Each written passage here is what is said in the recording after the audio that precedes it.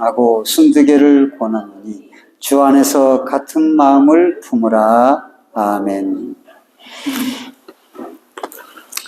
네, 빌립보 교회는 우리가 지난 시간에 살펴봤듯이 바울과 실라 그리고 디모데가 동력해서 세워진 교회입니다.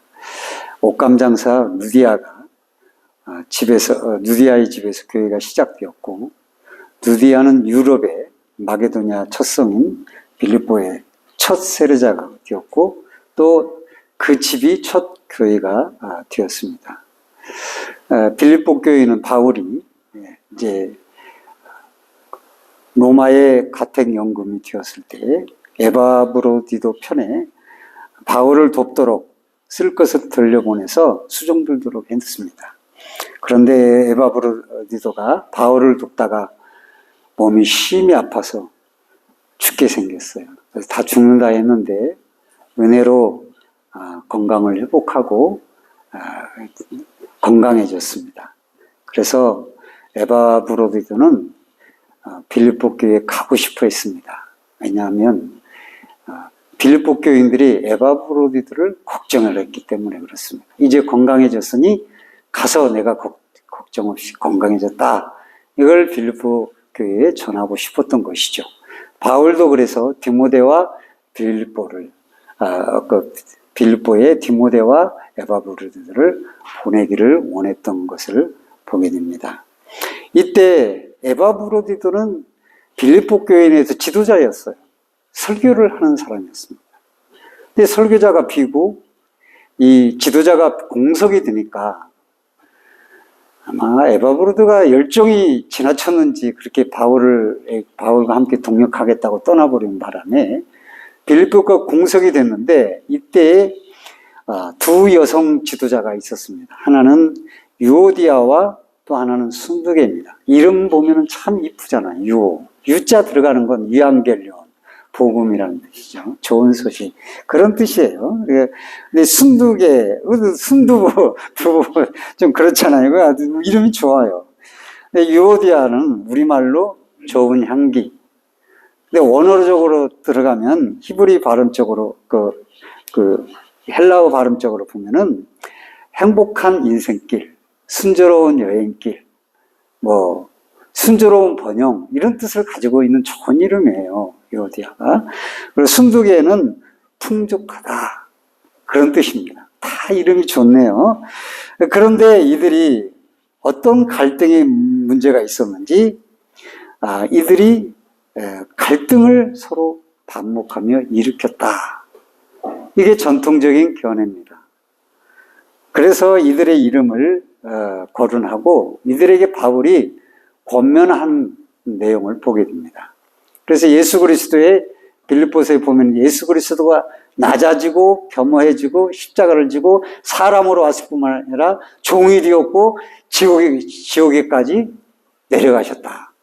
낮아짐을 처음부터 설명을 하기 시작하는데, 그런 이유들이 다 여기에 담겨 있는 것으로 보게 되는 겁니다. 그러니까 그 말이 기쁜 소식까지 다 들렸는데 그 한 가지가 이 두 여인의 반목이라는 것이죠.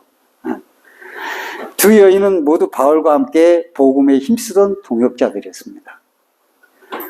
두 사람 다 바울이 그리스도의 심장으로 그 여인들을 사랑하고 지도자로서 인정하고 좋은 동역자로 여겼습니다. 그런데 그 기쁨으로 그들을 위해서 간구했고요. 바울을 이들 동역자를 언급을 할 뿐만 아니라 심지어 생명책에 기록되었다고 말할 정도로 신실한 지도자들이었습니다. 그들 마음속에 그런데 갈등이 일어난 거예요. 분쟁이 일어난 거예요. 교회의 분열을 이 사람들을 통해서 조장해 된 겁니다. 이게 전통적인 견해. 물론 요즘 와서 어떤 학자들은 일반적인 권면의 내용이었을 거라 주장하는 학자들도 있습니다만, 전에 내려오는 전통적인 의견은 이들이 심하게 반목을 했다. 이것이 저도 옳다고 봅니다.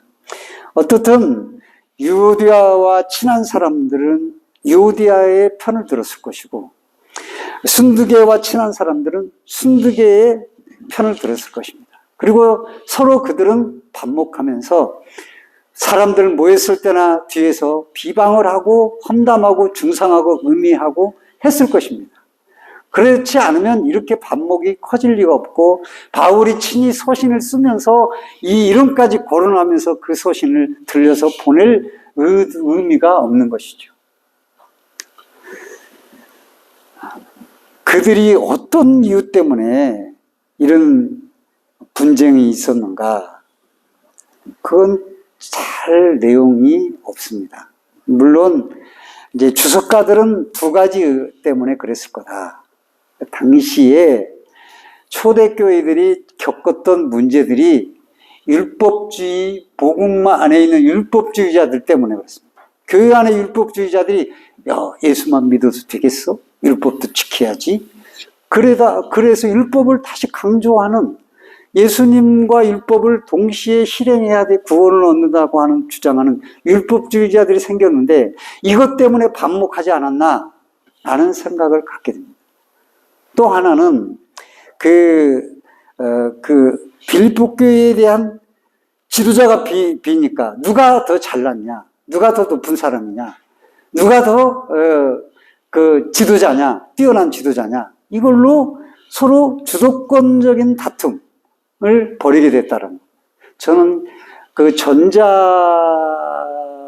되지만은 후자가 더 많이 영향을 미쳐서 갈등을 일으켰다 보는 것이죠.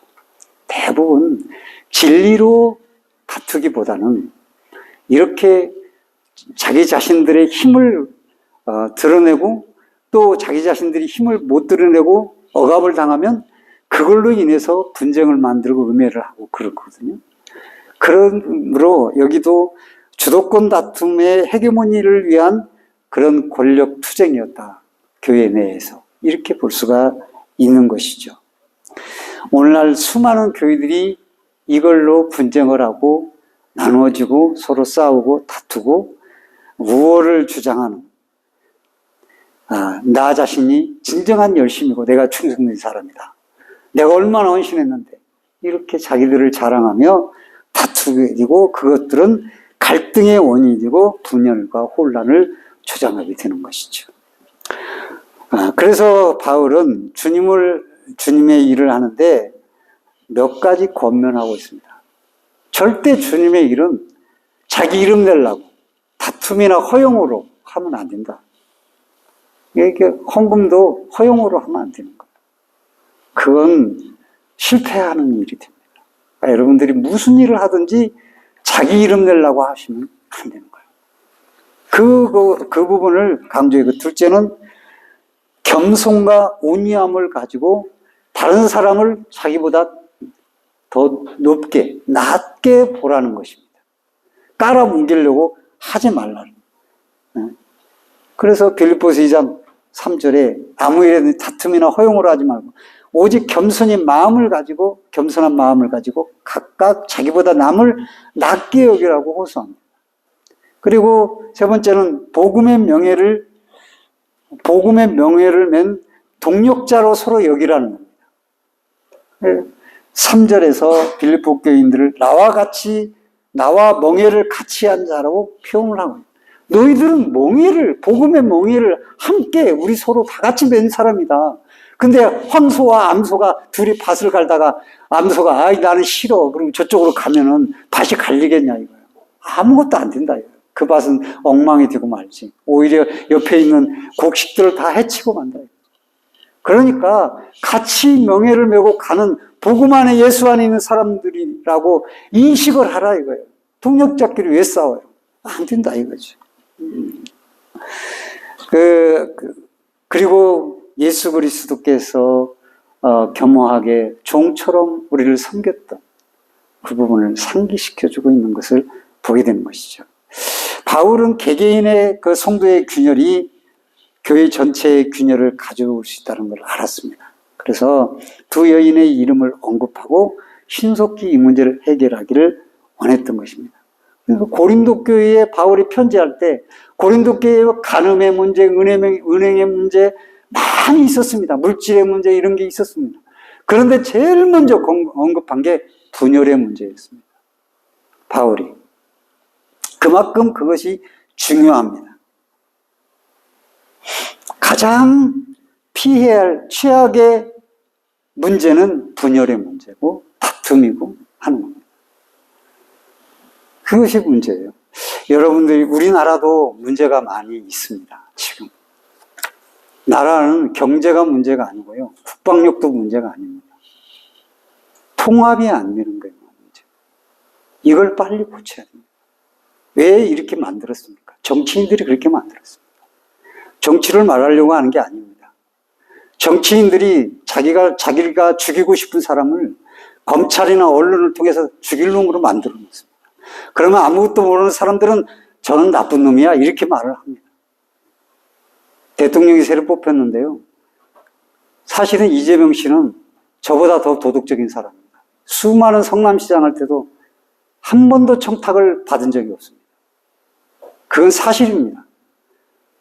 그러니까 청탁을 한 사람들이 그걸로 내치자 그 사람들이 전부 이재명의 적이 된 겁니다. 검찰로 죽이려고 했고 조작을 했고, 그 다음 또 뭘 조작했습니까? 언론이 또 조작해서 저놈 죽여야 된다. 왜 군사 쿠데타를 일으켰습니까? 왜 국회의원 이재명을 죽이려고 그런 거예요. 사람들이 나한테 묻습니다. 이재명이 되면 나라 망하잖아요. 그렇게 아직도 그렇게 그런 말에 사람들이 형수한테 그렇게 욕을 하고 형한테 그렇게 하고 한 사람 제대로 된 사람이에요? 그 셋째 형이 무서운 사람입니다. 자기 남동생을 때려 죽인 사람이 그 형이에요. 성남시장이 되니까 그 형이 자기 이름으로 자기가 시장처럼 행세했어요. 그러니까 모든 사람에게 전화를 해서 이재명 씨가 다 전화 받지 못하도록 했습니다. 그러니까 어머니까지 찾아온 거예요. 1년 전에 그 얘기를 밝혔습니다, 사실은. 이재명 씨가. 어머니까지 찾아왔는데 어머니도 두드러 팬 거예요. 어머니가 거절하자. 그래가지고 그 전날 병원에 입원했어요. 나머지 가정 식구들은 전부 청소부요, 요구르트 배달 아줌마요, 전부 가난해요. 자기 여동생이 시장되고 나서 요구르트 배달 그만하고 싶은데 그냥 계속 한 거예요. 왜? 내가 그만두면 우리 오빠가 문제가 생긴다. 그래서 욕먹는다. 그래서 그걸 계속 한 거예요. 청탁 일도 식구들은 절대 청탁 금지해요. 오빠가 그런 걸 받아줄 사람이 아니겠다는 걸 알고 있는 거예요. 나보다 도덕적인 사람이에요. 나는 그렇게 못해요. 그 사람은 그렇게 해요. 그리고 소민들을 위해서 정책을 펴려고 하는데 왜 그 사람이 공산주의자예요? 공산주의자는 김정일이가 다 먹는 거예요. 당 지도부들이 다 먹는 거예요. 중공공 보세요. 당 분모위원들, 이유도 태자당이 다 잡고 하잖아요, 시진핑. 근데 시진핑이 요즘 어려움을 당해서 물러나게 생겼어요. 근데 이 뭡니까? 제가 뭘 말하는가? 나라고 교회고 간에 남을 음해하는 것은 다 죽자는 얘기예요. 그렇게 음해한 사람들은 가정도 안 되고 집안도 안 되는 거예요. 그래서 한국의 음파연구소라는 사람이 있어요. 그 사람이 전 세계에 비방, 중상, 모략을 연구를 했는데 그렇게 음해하고 모략하고 중상, 모략한 사람들은 전부 다 패망했다는 거예요. 안 됐다라는 거예요. 다. 그러니까 예수님도 뭐라고 말씀하시는 거예요? 비판하지 말라. 너희가 비판하면 그 비판으로 너에게 비판을 받을 것이야. 그 헤아림으로 너희도 헤아림을 받을 것이라. 그렇게 말씀하지. 헤아린다는 게 비판을 받는다는 쉬운 게 아니에요. 문제가 아니에요. 그러니까 헤아린다라는 건 다 찾는다라는 거예요. 무서운 일이에요. 근데 기독교라는 게 뭡니까? 나 교회 다녀. 기독교인입니까? 교회 다니는 게? 나 집사인데 그게 기독교인입니까? 말씀의 삶에 나타나야 되잖아요. 묻어나야 되잖아요. 노동자들을 멸시하고, 물론 노동자들의 귀족노동도 문제성이 있어요. 그렇지만 저도요, 막노동을 해보고요, 다 해봤지만 얼마나 힘든지 몰라요. 그거에 5년, 10년을 해야 이 근육이 거기에 적응이 되는 거예요. 근데 그걸 좀 쉬게 해준다고 나라 망하겠다고 그러고 공산주의자라고 그렇게 하면 안 되는 거예요. 돈도 다 나눠주겠다는데 지들 혼자 복귀 사는 사람을 밀어주는 거예요. 그 사람이 옳다는 거예요. 너무 기가 막힌 일이지. 좀 이렇게 눈을 좀 떠야 되는데 그러지 못하는 사람들이 많아요. 이게 참 중상모략은 안 돼요. 그건요 다 우리나라가 왜 오랜 시절부터 말기에 확 중상모략 음해에서 나라가 망했잖아요. 지금 우리나라는 경제 아닙니다. 얼마나 만들어낸 조작을 해가지고 음해를 하는지 모르는 거예요. 그러니까 그런 부분에서 우리 믿는 사람들이 지혜로워야 돼요. 정광 전 씨가 그냥 그렇게 하니까 거기에 옳다고 자기 돈을 위해서 하는 거예요. 돈을 얼마나 걷는 줄 아십니까? 그 집회 가봐요. 돈 헌금 걷는데 수천만 원이 거치는 거예요. 한 번에. 그리고 사업하는 겁니다. 그거 모르고 그게 하나님의 종이라고 따라다니고 정신 나갔죠. 그리고 얼마나 많은 사람을 비방을 합니까? 죽입니까? 그렇게 해야 자기가 살거든. 대통령 선거 그 토론하는데도 보니까 다 서로 비방하려고 하더라. 근데 말을 안 하고 실패해. 그러니까 회피한다고. 왜 대답을 안 해요? 거기서 어떻게 다 설명을 하겠어요, 그걸. 안 되는 거지. 여러분들도 제가 정치적인 발언한다고 하지 마시고요. 한국의 문제는, 우리나라의 문제는 이 음해 중상모략 분열입니다. 비방하는 거예요, 남을. 이건 그렇게 하는 사람은 다 망하게 돼 있어요. 하나님이 그거 가만 놔두지 않으셔요. 네, 여러분들, 저도 회개합니다. 남에 대해서 함부로 말하고, 몰랐던 사람 함부로 말한 거 있잖아요. 다 회개할 일이죠. 하나님 앞에 회개해야 됩니다. 그런 것들.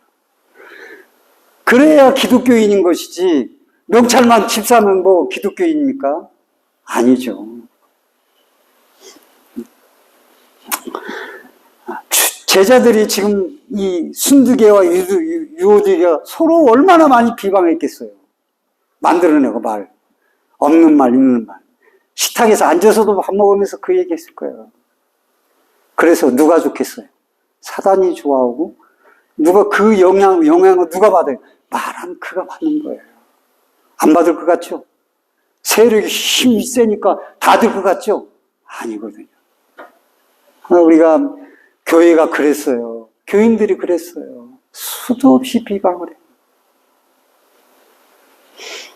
주님이 가슴에 막 대못을 박으면서 자기는 할렐루야 하는 거예요. 축복 달라고 하고. 아니 되는 겁니다. 주님이 잡히시기 전에 제자들에게 하신 말씀을 기억해 보세요. 너희가 나를 택한 것이 아니요 내가 너희를 택하여서 이는 너희로 가서 열매를 맺게 하고 또 너희 열매가 항상 있게 하여 내 이름으로 아버지께 무엇을 받든 다 받게 하려니라. 내가 이것을 너희에게 명함은 너희로 서로 사랑하게 하려 함이라 그랬어요. 주님이 원하시는 것은 성도가 함께 동력하는 것이며 사랑하는 것이에요. 성부와 성자가 사랑했던 그 사랑으로 말입니다. 분쟁은 사랑을 가로막는 강력한 독이죠. 독을 주입하는 겁니다. 그 다음으로 주께서 아버지 하나님께 제자들을 위해 강구했던 기도의 내용을 보세요. 제자들의 사는 것이 너무 어려울 건데 어떡합니까?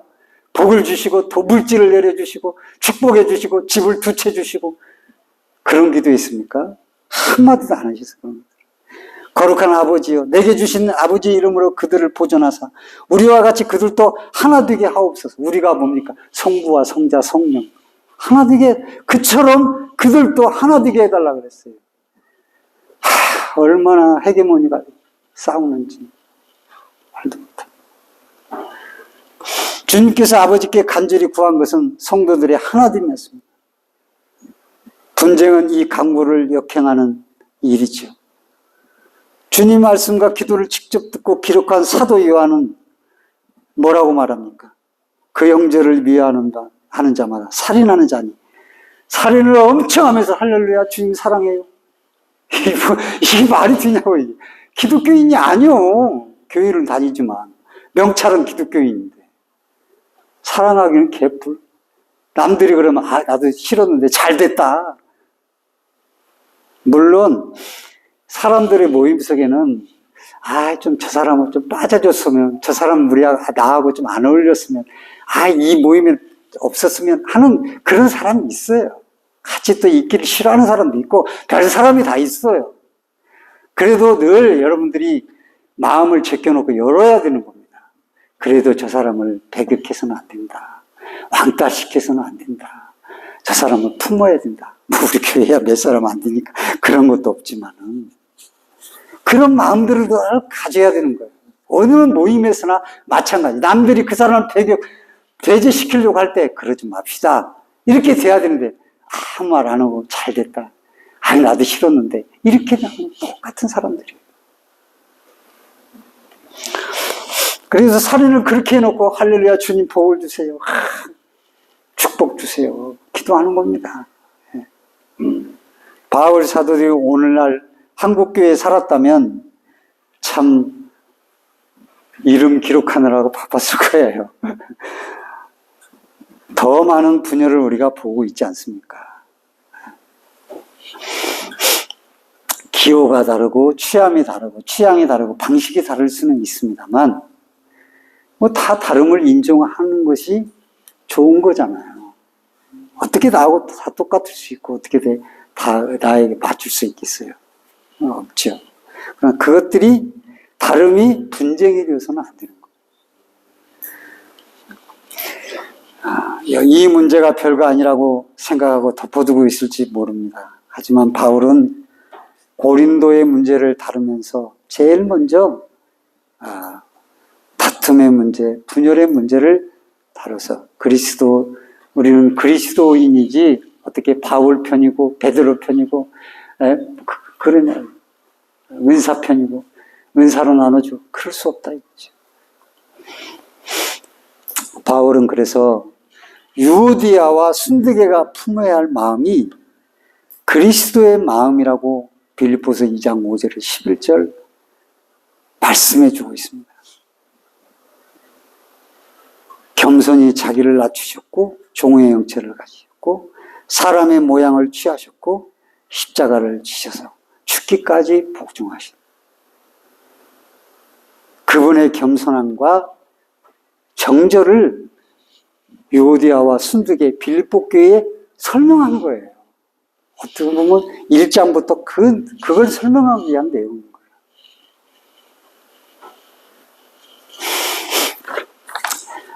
이것이 우리가 가져야 될 태도입니다.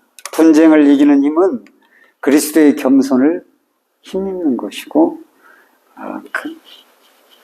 가지려고 힘쓰는 것이죠. 하나님은 낮은 자가 높아질 것이라고 말씀했습니다. 겸손한 자를 일으켜 세우실 거라고 말씀하셨어요. 근데 얼마나 교만한지 몰라요. 하나님께 영광을 돌려드려야 되는데 그렇지 못하고 자기가 오히려 영광을 받는 많은 그리스도인들을 보게 됩니다. 아무리 초대왕 사울 얘기를 해도 안 들어요. 실제적으로는 겸손한 척 하면서 다 교만에 빠져 있습니다. 유오디아와 순두계는 바울이 권면에 담긴 이 질책에 대한 말을 듣고 이 권면에 대해 듣고 어떻게 행동했을까요? 행동한 내용이 없습니다. 뒤로 어떤 내용이 없어요. 잘 그것을 받았을까요? 기분 나빠. 내가 잘 옳은 건데 왜 내 이름을 거론하고 그러는 거야? 그렇게 생각했을지도 모릅니다. 그러나 일반적으로 주석가들은 이들이 빌립보 교회를 다시 화해하고 안정시켰다 이렇게 주장을 합니다. 그 말이 맞는지 어쩐지는 모르겠지만 그러나 그것이 그리스도의 마음으로 돌아가고 또 그리스도의 은혜로 돌아가는 길이었기 때문에 초대교회였기 때문에 그게 가능했지 않을까. 오늘날은 너무 우리들 마음속에 세상 것들이 틈을 타가지고 이렇게 권면을 하면은 듣습니까? 네가 잘났냐? 내가 다 판단해서 해. 이렇게 됩니다. 안 듣습니다, 요즘은. 서로 옳다고 또 오히려 더 주장을 하죠. 그만큼 예수의 마음이 우리 속에 많이 약해졌고 힘을 잃어가고 있기 때문에 그렇지 않겠습니까?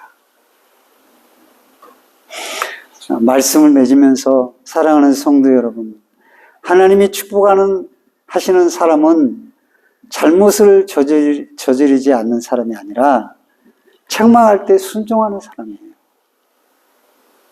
돌아오는 사람이에요. 그게 복인 거예요. 그러나 책망을 들으면 다 뻗대고 에이 여기만 교회야? 그런 사람도 많고 또 자기 알아주는 대로 가려고 하고 그렇지 않습니까? 기분 나쁘다고 하고 그대로부터 마음에 앙심을 품는 사람도 있습니다. 다윗은 나단 선지자의 책망을 들었을 때 순종했지만 사울은 사무엘 선지자의 책망을 들었을 때 안 들었습니다. 변명만 했죠. 하나님은 다윗을 들어 쓰셨고 그 혈통에서 그리스도가 나게 하셨지만 사울은 버리셨습니다. 아까 제가 음파 연구소장의 말과 말씀이 맞잖아요. 남을 비방하는 거 사소한 거 아닙니다. 분열과 음해와 모량하는 거 이게 사소한 일이 아닙니다. 자기를 죽이는 일입니다. 그래서 어떤 권면을 들을 때 책망을 들을 때 순종하지 않은 것 이 둘 차이는 사소한 것 같지만은 축복과 저주를 가르는 엄청난 결과를 낳게 되는 겁니다. 여러분, 지난날에 모르고 방송에서 뭐라고 하면 유튜브에서 뭐라고 하면 뉴스에서 뭐라고 하면 비방하고 같이 했던 그런 것들이 있다면 여러분 회개하시고 그런 일에 동참하지 않아서 축복의 자녀 아닙니까? 여러분들이 그리고 책망을 받을 때는 겸손히 받아들여서 순종하는 마음으로 나갈 때 그 축복의 자녀가 되는 겁니다. 우리는 축복의 자녀 아닙니까? 그리스도의 마음을 품어서 축복의 자녀로 하나님 앞에 주님 앞에 서시기를 주의 이름으로 축원드립니다.